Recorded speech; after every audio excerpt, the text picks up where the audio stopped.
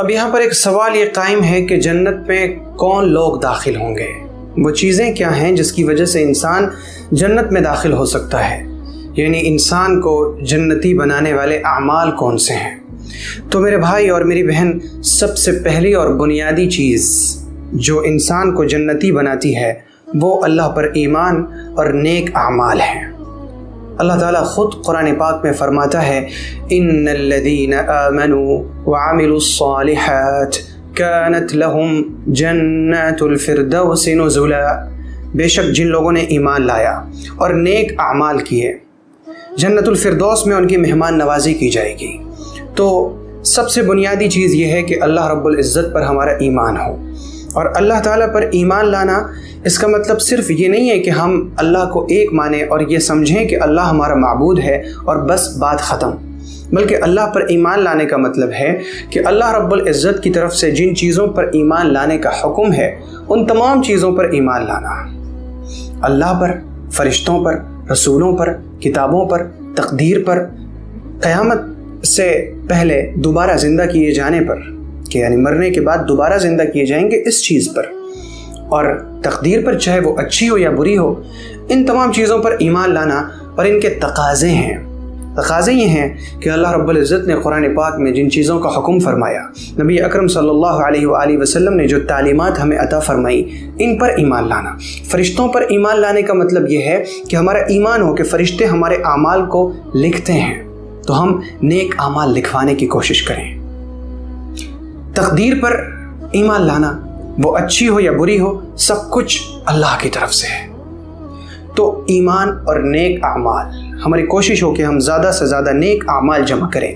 تو بنیادی طور پر جنت میں لے جانے والی جو چیزیں ہیں وہ دو ہیں، ایمان اور نیک اعمال۔ اور اس کے علاوہ جیسا کہ ہم سب جانتے ہیں کہ جنت کے کچھ درجات ہیں، جنتیوں کے بھی درجات ہیں۔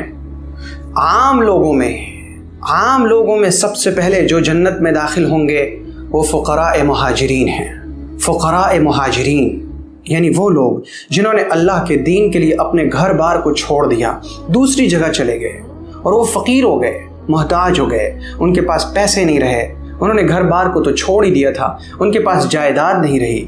ایسے فقراء مہاجرین، مستدرک حاکم میں نبی اکرم صلی اللہ علیہ وآلہ وسلم کا فرمان ہے کہ فقراء مہاجرین جنت کے دروازے پر پہنچیں گے اور جنت کا دروازہ کھلوائیں گے، تو ان سے جنت کا خازن، محافظ کہے گا کہ تم کون ہو؟ وہ کہیں گے کہ ہم فقراء مہاجرین ہیں۔ تو جنت کا خازن کہے گا اوحسبتم، کیا تمہارا حساب لے لیا گیا؟ تو وہ کہیں گے کہ ہماری کس چیز کا حساب لیا جائے گا؟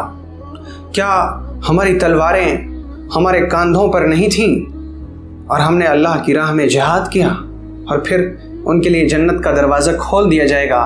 نبی اکرم صلی اللہ علیہ وسلم نے فرمایا کہ وہ جنت میں 40 سال تک آرام کر چکیں گے، تب عام لوگ جنت میں داخل ہوں گے، یعنی عام لوگوں کے جنت میں داخل ہونے کے 40 سال پہلے ہی یہ لوگ جنت میں داخل ہو جائیں گے۔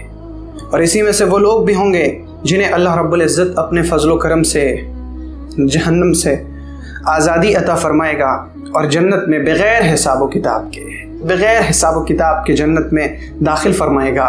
جعلنا اللہ و ایاکم منہم، اللہ رب العزت ہمیں اور آپ کو انہی میں شامل فرمائے جنہیں بغیر حساب و کتاب کے اللہ رب العزت اپنے فضل و کرم سے جنت میں داخل فرما دے۔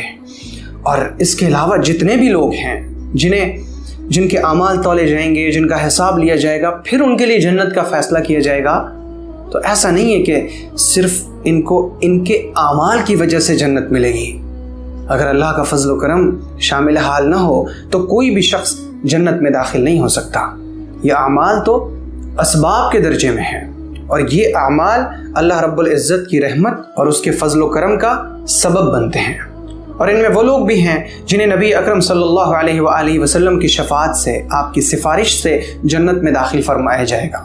اس کے علاوہ وہ لوگ بھی جنہیں شہداء، انبیاء، صدیقین اور اللہ کے نیک بندے، علماء، ان کی سفارش سے، ان کی شفاعت سے جنت میں داخل کیا جائے گا، ایسے بھی لوگ ہوں گے۔ اور کچھ لوگ ایسے بھی ہوں گے जिन्हें किसी की सिफारिश नसीब नहीं होगी, अल्लाह रब्बुल इज़्ज़त उन पर खुसूसी फजल फरमाएगा और उन्हें अपने एहसान से जन्नत में दाखिल फरमाएगा।